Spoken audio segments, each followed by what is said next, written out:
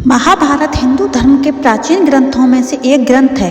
महाभारत को इतिहास में होने वाली सभी युद्धों में से सबसे बड़ा युद्ध माना जाता है, जो कि धर्म और अधर्म के बीच होने वाले संघर्ष को बयान करता है। महाभारत के अनेक रहस्यमयी पात्र हैं, जिनसे जुड़ी कथाओं से हम आज तक अनजान हैं। उन्हीं पात्रों में से एक प्रसिद्ध पात्र है द्रौपदी, जिनसे जुड़ी हैं अनेकों अनसुनी कथाएं। वहीं द्रौपदी, जिनका विवाह 5 पांडवों के साथ हुआ था। आज हम आपको बताएंगे कि क्यों हुआ द्रौपदी का 5 पुरुषों के साथ विवाह, और कैसे उन्होंने अपनी सुहागरात मनाई होगी, और कैसे उन्होंने 5 पांडवों के साथ अपना पति धर्म निभाया। द्रौपदी का जन्म महाराज द्रुपद के यहाँ यज्ञ कुंड से हुआ था। महाराज द्रुपद ने द्रोणाचार्य द्वारा किए गए अपमान का बदला लेने के लिए एक विशाल पुत्र प्राप्ति यज्ञ किया। उस यज्ञ के फलस्वरूप उन्हें एक धृष्टद्युम्न नामक पुत्र प्राप्त हुआ। साथ ही उसी यज्ञ कुंड से एक पुत्री भी प्राप्त हुई, जिसका नाम द्रौपदी रखा गया। द्रौपदी यज्ञ कुंड से जन्म लेने वाली एक दिव्य कन्या थी, जिसके कारण राजा द्रुपद ने उनके विवाह के लिए एक स्वयंवर का आयोजन किया।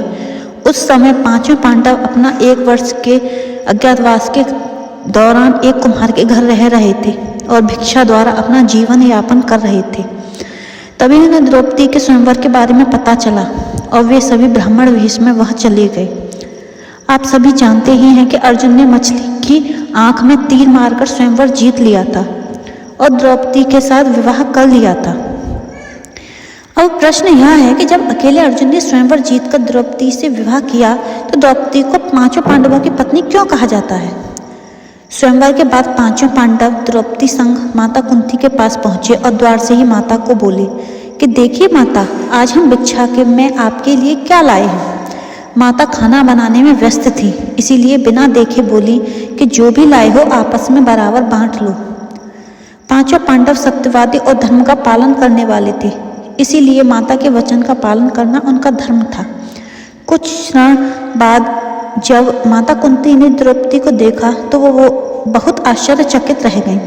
उसके बाद माता कुंती और 5 पांडव गहरी सोच में पड़ गए कि कैसे इस धर्म संकट से बाहर निकला जाए।